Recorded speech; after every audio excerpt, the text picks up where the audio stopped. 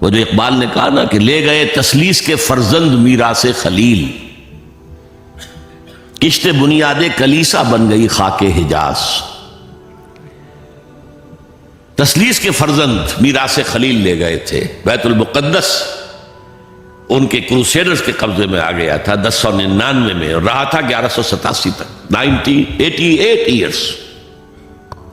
لے گئے تسلیس کے فرزند میراث خلیل۔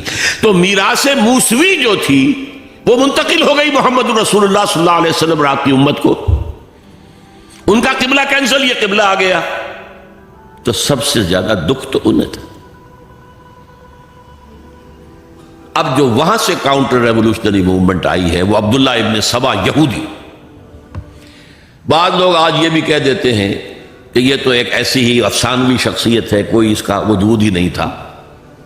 بڑی زیادتی کرتے ہیں، خاص طور پر ہمارے بعض اہل تشیع یہ کہتے ہیں، حالانکہ ان کی کتابوں کے اندر درج ہے کہ حضرت علی نے عبداللہ ابن سبا اس کے 40 ساتھیوں کو آگ میں زندہ جلوایا۔ رجال کشی کے اندر دیکھ لیجیے لکھا ہوا موجود ہے۔ لیکن چونکہ کچھ لوگوں نے شیعت کے لیے لفظ سبائیت استعمال کرنا شروع کر دیا، اس لیے وہ ڈیفنس میں کہتے نہیں سبا تو یہ تو افسانوی شخصیت ہے، سبا کوئی تھا ہی نہیں عبداللہ ابن سبا۔ نہیں، عبداللہ ابن سبا ایک شخص تھا یہودی، وہ اسلام کا لبادہ اوڑھ کر آ گیا دارالاسلام میں۔ حضرت عثمان رضی اللہ تعالیٰ عنہ کا عہد۔ اور ایک مغالطہ میں چاہتا ہوں کہ ان دی فرسٹ انسٹنس دفع کر دوں۔ عام طور پر اتنی غلط طریقے سے تاریخ بیان ہوئی ہے کہ حضرت عثمان کے عہد خلافت کو سمجھتے ہیں پورا کا پورا عہد خلافت غالباً فتنوں ہی کے اندر تھا اور اختلافات ہی تھے اور خانہ جنگ۔ معاذ اللہ، ایسا نہیں تھا۔ طویل ترین دور جو ہے دور خلافت حضرت عثمان کا ہے، 12 سال۔ حضرت ابوبکر کے 2.5 سال، حضرت عمر کے 10 سال، دونوں کو جمع کریں گے تو عثمان کا، اور اس میں 10 سال بالکل اسی شان کے ہیں جو حضرت عمر کے خلافت کے شان، کوئی اختلاف نہیں۔ اور فتوحات کا دائرہ بڑھتا چلا جا رہا ہے، تھمتا نہ تھا کسی سے سیل رواں ہمارا۔ اس کے آخری ایام میں یہ شخص آیا اور اس نے ایک تو یہ کیا کہ پرانی جو قبائلی عصبیت تھی اس کو زندہ کیا۔ خلافت تو بنو ہاشم کا حق ہے، محمد ہاشمی تھے صلی اللہ علیہ وسلم۔ ہاؤ کم یہ ایک بنو امیہ کا شخص کیسے بیٹھا ہے؟ دیکھیے اس شخص نے کتنا انتظار کیا۔ حضرت ابوبکر بنو امیہ میں سے نہیں تھے، لہذا یہ فتنہ اس کے خلاف نہیں ہو سکتا تھا، کیونکہ چشمک جو تھی وہ بنو امیہ اور بنو ہاشم کی تھی، بڑی پرانی تھی۔ یہ بڑے برابر کے یہ دو کلینز جو تھے مد مقابل تھے ایک دوسرے کے، باقی چھوٹے قبیلے تھے، بنو تیم ہیں، بنو عدی ہیں، لیکن مقابلہ تھا بنو امیہ اور بنو ہاشم کا۔ حضرت ابوبکر بنو تیم میں سے، حضرت عمر بنو عدی میں سے، بنو امیہ میں سے حضرت عثمان۔ اب اس کو موقع ملا، اب آیا یہ اموی، یہ بن گیا۔ یہ سب غاصب ہیں، ابوبکر بھی، عمر بھی، عثمان بھی۔ خلافت پہلے دن سے علی کی ہے اور اس کو ملنی چاہیے۔ اس سے آگے بڑھ کر، اور علی تو خدا ہے، انکارنیٹ، گاڈ انکارنیٹ،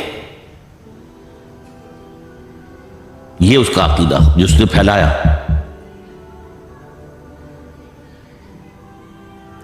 یوں سمجھئے ایک شخص نے حضرت عیسیٰ کے دین کو زیرو کر دیا تھا۔ لوگ مانتے نہیں کہ ایک شخص اتنا کچھ کر سکتا ہے۔ یہودی اور سازشی ذہن، ان کی صلاحیت اور ذہانت۔ ایک شخص تھا پال، حضرت عیسیٰ کو خدا کا بیٹا بنانے والا، وہ توحید ختم، تسلیس آ گئی۔ شریعت کو ختم کرنے والا وہ حضرت عیسیٰ کہہ کر گئے تھے تم پر شریعت موسوی نافذ رہے، اس نے کہا نہیں، ایبروگیٹڈ، نو شریعہ۔ نمبر 3، حضرت عیسیٰ نے کہا تھا تمہیں تبلیغ کرنی ہے صرف یہودیوں تک۔ I have been sent only in search of the lost sheep of the house of Israel۔ میں صرف اسرائیل کے گھرانے کی کھوئی ہوئی بھیڑوں کی تلاش میں آیا ہوں، تمہیں باہر تبلیغ نہیں کرنی۔ اس نے تبلیغ کا دائرہ وسیع کیا۔ وہ دین مسیحیت ختم، وہ دین پولزم ہے جو چلا ہے اس کے بعد. سمجھ رہے ہیں اس بات کو؟ اور یہ ڈاکٹر مائیکل ہارٹ نے بالکل صحیح لکھا ہے کہ کرسچینٹی جب تک حضرت مسیح موجود تھے وہ سوائے ایک یہودیوں کے فرقے کے اس کی کوئی اور حیثیت نہیں تھی. لیکن پال نے اسے ایک انڈیپینڈنٹ دین بنایا. ایک شخص کی کاروائی ہے یہ ساری، اور آج پوری دنیا، پوری عیسائی دنیا اسی پر ہے، تسلیس پر بھی، اور شریعت ختم، اور دعوت جو ہے کرتے پھر رہے ہیں پوری دنیا کے اندر. اسی طرح اس نے کیا، قبائلی عصبیت کو چھیڑا اور حضرت علی کا مبالغہ کیا یہ خدا ہے، اوتار، گاڈ انکارنیٹ. تیسرا کام کیا کیا کہ حضرت عثمان رضی اللہ تعالی عنہ اور ان کے جو عاملین تھے، گورنر کوفے کا ہے، گورنر شام میں دمشق میں ہے، گورنر مصر میں ہے، ان کے خلاف پروپیگنڈا شروع کیا. یہ بیت المال میں خیانت کر رہے ہیں، یہ غبن کر رہے ہیں، یہ اپنے عزیزوں کو جو ہے پال رہے ہیں، ان کو دے رہے ہیں، اور وہ اقربا پروری کر رہے ہیں، اور یہ کر رہے ہیں، اور ٹیکنیک کیسی عجیب. کوفے میں کوفے کے گورنر کے خلاف بات نہیں کریں گے، دمشق اور مصر کے گورنر کے خلاف بات کریں گے. اب کہاں دنیا کے پاس ذرائع تھے کہ کوئی ویریفائی کرے بھئی یہ بات صحیح ہے کہ نہیں ہے، غلط ہے؟ نہ کوئی ذرائع رسل و رسائل ہیں. اور اگر آپ کوفے میں کھڑے ہو کر عثمان نے یہ کر دیا، عثمان نے یہ کر دیا، عثمان نے یہ کر دیا، یہ کر دیا، اب کون اس کو جو ہے اس کی تحقیق کر سکے گا؟ دمشق میں گئے ہیں تو دمشق کے گورنر کے خلاف کچھ نہیں، عثمان کے خلاف، اور کوفے کے گورنر کے خلاف، اور مصر کے گورنر کے خلاف. مصر میں گئے ہیں تو اس کے خلاف کچھ نہیں، دمشق اور کوفے کے گورنر کے خلاف اور عثمان کے خلاف. اور پھر ہر طرف سے بلوائیوں کو لا کر گھیراؤ کر لیا حضرت عثمان کے گھر کا. یہ تحریک ہے جو بہت زبردست کامیابی سے ہمکنار ہوئی. یہودی سازش. اب تمام صحابہ کہہ رہے ہیں حضرت عثمان سے کہ آپ ہمیں موقع دیں کہ ہم ان کا سر کچل دیں. آپ فرماتے نہیں، یہ مجھ پر الزام لگا رہے ہیں نا، میں وضاحت کرتا ہوں. اپنے گھر کی چھت کے اوپر کھڑے ہو کر آپ نے کہا دیکھو یہ میں نے نہیں کیا، یہ میں نے نہیں کیا، میرے یہ احسانات بھول گئے ہو. حضرت علی نے مسجد نبوی میں کھڑے ہو کر جتنے الزامات لگائے تھے ان سب کی طرف سے برات کا معاملہ کیا کہ جھوٹ کہہ رہے ہو تم، عثمان پر کوئی غلطی جو ہے، کوئی خیانت ثابت نہیں. لیکن جنگ کی اجازت حضرت عثمان نہیں دے رہے. یہ میرے خون کے پیاسے ہیں نا، جب تک قتل نہیں کر لیتے جرم کہاں ہے؟ جب قتل کر لیں گے تم قصاص دے لینا. لیکن میں کسی کلمہ گو کی جان نہیں لینا چاہتا، صرف اپنی جان کے تحفظ میں. یہ ہے عزیمت کا پہاڑ. لوگ کہتے ہیں کمزور تھے، جان بچانے کے لیے تو آدمی پتہ نہیں کیا کچھ کر بیٹھتا، اور طاقت ہو تو طاقت کو کیسے استعمال کرے گا. حضرت امیر معاویہ کی طرف سے پیغام پر پیغام آ رہے ہیں کہ آپ ہمیں اجازت دیں میں فوجیں بھیجوں اور ان کا قلع کما کر دیا جائے. حضرت عمرو بن العاص کا پیغام آ رہا ہے مصر سے، آپ ہمیں اجازت دیں. طلحہ، زبیر، علی اجازت مانگ رہے ہیں مدینے کے اندر، آپ اجازت دیں کہ ہم جنگ کریں ان سے. نہیں. آخر کار حضرت علی نے دونوں بیٹوں کو، حضرات حسنین، حضرت حسن، حضرت حسین، دروازے پر کھڑا کر دیا. پہرے دار حضرت عثمان کے، حضرت حسن، حضرت حسین، کہ کوئی گھر میں داخل نہ ہونے پائے. پچھواڑے سے آئے ہیں اور شہید کیا ہے. میرے نزدیک تاریخ کی مظلوم ترین شہادت بمانی مقتول فی سبیل اللہ وہ حضرت عثمان ہے. بلکہ میں جرات کر رہا ہوں، ذرا آپ کو معلوم ہے علامہ اقبال سے مجھے کتنا تعلق قلبی ہے. میں نے ان کے ایک شعر میں ترمیم کی ہے، میں سمجھتا ہوں انہوں نے صحیح نہیں کہا. غریب و سادہ اور رنگی ہے داستان حرم،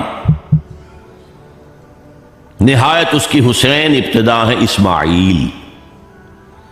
حضرت اسماعیل کو اللہ تعالیٰ کے حکم سے حضرت ابراہیم ذبح کر رہے تھے اور حضرت حسین ذبح کر دیے گئے. تو گویا کہ ابتدا جس کی ہوئی تھی حضرت اسماعیل سے، اس کی انتہا حسین پر ہوئی۔ میں کہتا ہوں بالکل غلط۔ ان کو ذبح کر رہا تھا خلیل اللہ، اور ان کو قتل کر رہے یزیدی اور زیادی اور کوفی۔ کوئی تقابل ہے؟ وہ قتل نہیں ہوئے، یہ قتل ہو گئے۔ انہوں نے پیشانی خود رکھ دی۔ یہاں تو حضرت عثمان لڑتے ہوئے، حضرت حسین لڑتے ہوئے شہید ہوئے۔ کون سی چیز مشترک ہے؟ ایک مصرے میں جمع کر دیا ہے، صنعت لفظی تو آپ کہتے ہیں اس کو، لیکن کیا مشترک کیا چیز ہے؟ اور میں نے امید ہے علامہ اقبال سے ملاقات ہوگی اگر آخرت میں، تو وہ میری اس بات کو تسلیم کریں گے۔ میں نے اس شعر کا دوسرا جو مصرع ہے بدلا ہے، نہایت اس کی ہے عثمان، ابتدا حابیل۔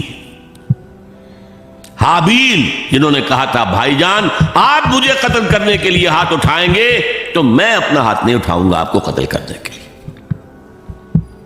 عثمان نے کہا کہ میں نہیں کسی کو قتل کروں گا، کسی کلمہ گو کو، جو مجھے قتل کر دیں گے پھر ان سے قصاص لے لیں۔ عثمان کے پاس لاکھوں کی فوجیں، اسٹینڈنگ آرمیز، پھر بھی انہوں نے اپنی جان دے دی۔ حضرت حسین بہرحال جتنے بھی افراد تھے بہادری سے، شجاعت سے لڑتے ہوئے شہید ہوئے، اس میں کوئی شک نہیں، لیکن لڑتے ہوئے شہید ہوئے نا، حابیل کی طرح۔ یہ تو نہیں کہا کہ تم مجھے کرتے ہو تو کر دو، میں تو تمہیں قتل نہیں کروں گا، نہیں۔ بہرحال یہ جو تھا فتنہ، اس کو کہا ہے اور اس کو کتاب میں لکھا گیا، باقاعدہ ایک تصنیف ہے، الفتنۃ الکبریٰ، عظیم ترین فتنہ، حضرت عثمان کی شہادت۔ اس وقت عبداللہ ابن سلام رضی اللہ تعالی عنہ، ایک یہودی عالم دین تھے جو اسلام لے آئے تھے، انہوں نے کہا تھا لوگوں ڈرو، عثمان کے خون کا نہ بہانا۔ میں جانتا ہوں تاریخ بنی اسرائیل کی، اگر کبھی کوئی نبی جو ہے اگر شہید کیا گیا تو 70,000 آدمی اس کے بعد مارے گئے اللہ تعالی کی طرف سے، اور نبی کا اگر کوئی خلیفہ قتل کیا گیا تو 35,000 آدمی مارا گیا۔ تو اگر تم نے عثمان کو قتل کر دیا تو یہ خون کے دریا جو ہیں پھر آ جائیں گے امت کے اندر، باز آ جاؤ، خدا کے لیے باز آ جاؤ۔ لیکن نہیں۔ بہرحال حضرت علی رضی اللہ تعالی عنہ نے بلایا عبداللہ ابن سبا کو اپنے ہاں۔ تم کہتے ہو کہ میں خدا ہوں؟ ہاں آپ خدا ہیں۔ توبہ کرتے ہو کہ نہیں؟ نہیں۔ میں تمہیں زندہ جلا دوں گا، جلا دو۔ تم خدا ہو، ہماری آزمائش کر رہے ہو۔ حضرت علی نے عبداللہ ابن سبا کو 40 ساتھیوں سمیت زندہ جلوایا، اور یہ سارا کچھ معاملہ جو ہے یہ میں نے آپ کو بتایا اہل تشیع کی کتابوں میں موجود ہے۔ بہرحال یہ فتنۃ الکبریٰ ہے، جس کا نتیجہ کیا نکلا ہے آپ اچھی طرح سمجھیے۔ وہ شہادت علی الناس کا جو سیلاب جا رہا تھا، جس کی شان کیا تھی؟ علامہ اقبال کے الفاظ میں، تھمتا نہ تھا کسی سے سیل رواں ہمارا۔ یہ جو سیل تھا وہ روکنے والا تھا؟ دو سپر پاورز تھیں اس وقت، ایران، روم۔ ایران کے چیتڑے ٹوٹ گئے، روم کی 2 ٹانگیں ٹوٹ گئی، اب کون روکنے والا تھا؟ یہ انٹرنل سیبوٹاج۔ اس کے بعد جو باہمی خانہ جنگی شروع ہوئی ہے، 1 لاکھ مسلمان ایک دوسرے کی تلواروں اور نیزوں سے ختم ہو گئے۔